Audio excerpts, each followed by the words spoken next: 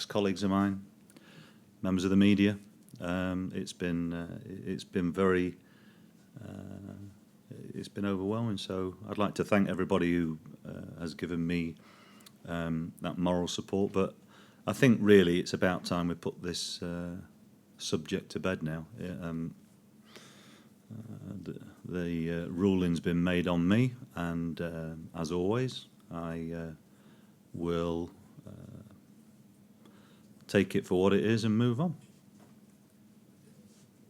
This is related to. You just said you want to move. All right, okay. So, but no, Paul Konchesky's had some abuse on Twitter this week after the mistake he made at the weekend. Okay. I wonder whether, tying that in with the abuse that you had, whether it's time that football made a stand here and said that the abuse that managers and players get is unacceptable at times, and there needs to be something done about it.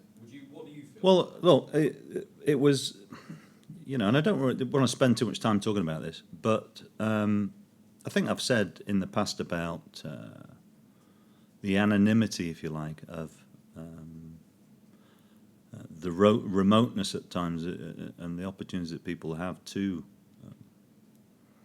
have an opinion is very much there. I don't think people like to be on the receiving end of comments when they've made them themselves. I'm not by any means trying to excuse myself on that, but it was made clear to me that it's not the governing body's responsibility to act on what the public do. So football, I think, if anything positive has come out of it, it's probably brought it into the public domain. It's something that if people want to debate about now, fine. But I think from my own perspective, and looking at my own situation, it's probably taken up a little bit too much of not my time, but it's been a subject which has had legs, if you like. It's like a very strong wine. It's had very good legs, but I think it's time now. Now that I've had the personal hearing. And the FA have made their decision on how to deal with my own situation. That I accept that, and like I say, I move on. But I have had an awful lot of support from within the game, and that's been of some significance to me on a personal level. How is Paul Konchesky? He made that mistake. He's, as I say, he's had some stick on Twitter for it. Has he been upset by it? Well, I tend not to speak about social media in terms of, hi Paul, how's your Twitter account going? I'm not somebody who's really, if people want to engage in that domain, then I think there is an inevitability that, as I said before, some of these people who anonymously feel that they are, do they call them trolls? Probably quite a good description, maybe. But again, I don't think that is particularly good for the game. Paul is a very experienced player. I've had a chat with him today, and our current situation. Yeah, I mean it's a key moment in a game in which we played pretty well, but unfortunately we end up on the receiving end of another defeat. But is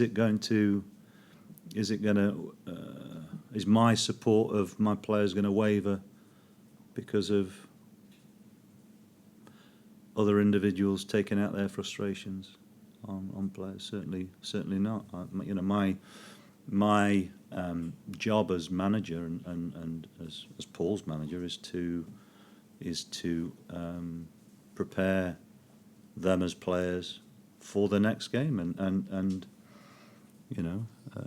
that's my view on it.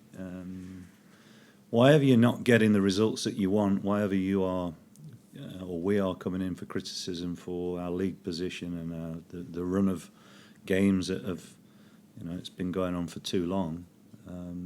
We have to accept at times that people are going to be obnoxious at times, and so in many ways it's another incentive for us to turn it around. We want to do that for ourselves anyway, so it's other people's way of dealing with it is it's probably an indicator of how shallow some people are, possibly. You are bottom at Christmas. Mm. And there's that stat that I'm sure you know, and I'm sure you're in front of your own, only 2 teams have managed to escape Yeah. when they've been Yeah. bottom at Christmas. But one of those was Sunderland last year, and I wonder whether... And the other one was West Brom when I was... When you were there, that's the point I was there, going to yeah. make. The Great Yeah. Escape at West Brom, you were there, assistant under Brian Robson. Does that give you reason for optimism? Sunderland did it last year, and you've seen it happen.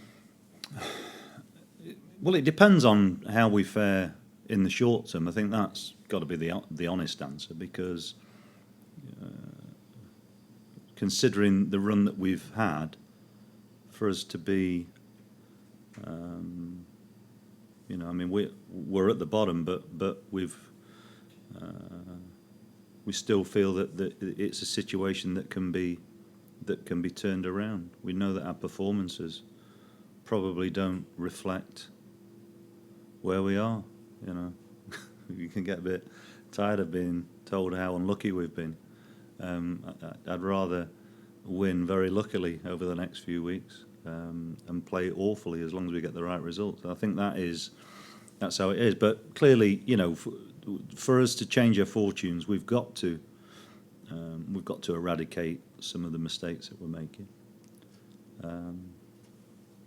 Time will tell, but I don't see any mileage in being too dictated to by other people's opinions of our own plight. We've got to be, we have to be remain realistic, pragmatic about how we work, but also have that inner belief. And I still see it on a daily basis. I still see a group of people who are very committed to turning it around, and I think that remains a big incentive for all of us. January very close to us, and I know you're working on it all the time, and I know you're not going to talk names, so I won't bore you with that. But you said you have a strategy for it that you carried. It was continuing since the summer window. Without giving it away, what do you mean by a strategy? What is your strategy for January? Do you have an idea of numbers that you want or positions that you want? How does that start? Yes and yes, but it depends on whether deals are actually doable. And so I think it would be slightly foolish of me to give you a list, or I wouldn't give you a list of players anyway, but if our targets and positional targets were too public and we didn't end up getting the players that we want, I'm not sure that would be a particularly positive motivator for our players that we have. But I think it's important for us. I think it's important for the players as well to see 1 or 2 new faces coming in who can hopefully make that difference. Leonardo Ulloa, you've started from the bench the last couple of games. Has he lost his sparkle? I would think, like many of our players who have been involved in this, well, they've all been involved in it, but for Leo, who's probably not had the number of chances that we were creating early on, it can be difficult, and but I'm not ruling out the fact that he won't be starting on Boxing Day. He's a good player, trains exceptionally well as well. So we'll need all our players to be the ones who are available to be ready to perform over this, what is a very busy period. So I think that's important for us. Team news, with that busy period in mind, is anybody else struggling? From last week, really it's the long termers. I think not a thing. I know Chris Wood's gone home today with some sort of an infection, but whether he'll shake that off before Boxing Day, I don't know. But apart from that, it's really as we were. You've got to have a bit more time to assess him and the operation, I guess. Have you got a date for his return? Not really, no, because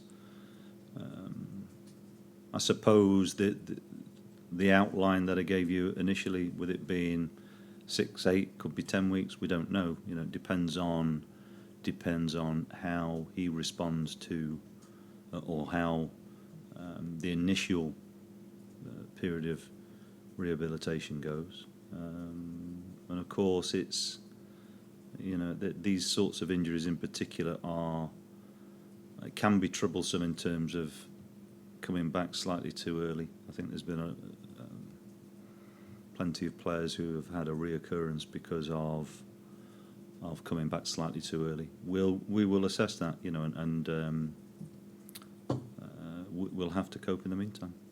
Thank you. You said you've got to try and eradicate mistakes. When we all make mistakes in life, is it good to scream and shout, or is it good to put an arm around the shoulder, or what do you do with it? Probably a bit of both.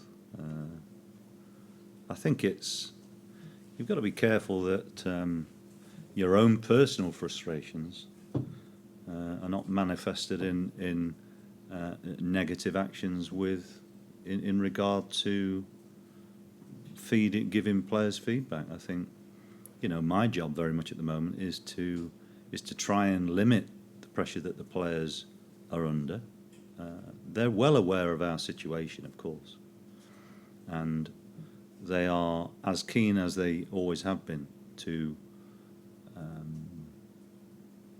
change our fortune. So, when you reflect on performances, I think it's important to not hide from what the problems are, but by the same sort of score, you've got to make sure that how you work through these difficult periods, there has to be a positive slant, and we don't have opportunities to change personnel until the window opens, and that will probably be just adding it. We probably won't be taken away from the squad necessarily. So, it's always difficult to get that balance right. The players are as frustrated as we all are, but of course, I'm the manager, and I have to make sure that I lead them through this as much as anything.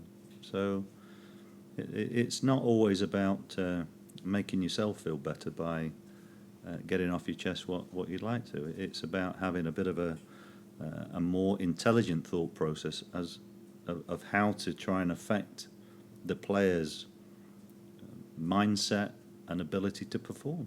And if I was sitting here in the knowledge that our performances week in, week out have been very, very bad, I probably wouldn't be sitting here for a start. So, what would be a success for us is to get this elusive win, and this period throws up a number of fixtures in a short period of time. So we'll be doing everything we can to change our fortunes on Boxing Day, first and foremost. Just harking back to what we probably don't want to hark back to, the FA thing. Oh. In a roundabout way. Just I was chatting with Danny Simpson Yeah. earlier on, and while I was chatting to him, your gaffer was down on the bench at the on the last game. What was that like? He said it was actually quite nice. Getting the order, well, not orders, he was much more polite than that, but the information passed on. So is there any sense that actually I quite had a nice time down there against West Ham, and I might stay there after the Spurs game? So you're saying I'm saying that, or he's saying that about me? He said he wouldn't tell any manager what to say. So to do it. Well, I think that's got to be quite a politically clever answer. I couldn't possibly comment, or my view remains the same. I'll do what I feel is best for the players. My preference, of course, is to see the game from a vantage point which allows better decisions to be made in regard to how the team is performing. But of course, I'm also sympathetic to people's views about managers being visible. But I've had conversations with my players, not as if I make these decisions without finding out how other people perceive it, and the most important people are the players. In as much as if I feel that they would prefer my presence in the technical area, I'll consider that. But I certainly won't be there for the next game, whether I want to or not. So, I'll reserve the right, I suppose, to make the decisions based on what I feel is right for us and ultimately for the players. But when I am in the technical area, for the most part, it's about communicating more with individuals who are close enough to communicate with. Danny Simpson, as it happens, is a very good player and an easy player to communicate with and pass information on to. So, I think you could argue it from different perspectives, but ultimately I'll do what I feel is best for our players. Thank you. Anything else from broadcast before we move on? Can I just ask one about Spurs? About Spurs, yeah, of course you can. I thought Linda might, but I left Oh, back. sorry, are we allowed to ask about Spurs? Sorry, I didn't. Yeah, Spurs. Oh, we are playing them, aren't we? It's all right. They've won 3 on the bounce, Mm. right? And after a difficult start to the season, and I wonder what you make of them as a squad. A lot of changes, some big money being spent on them in the summer, and it looks like it's maybe coming together a little bit. I think it's always difficult for clubs with really high expectations when there's. I mean, I'm not going to talk about money being spent because I think, but they have a good squad. They've changed managers, and so it always takes a bit of time, I think,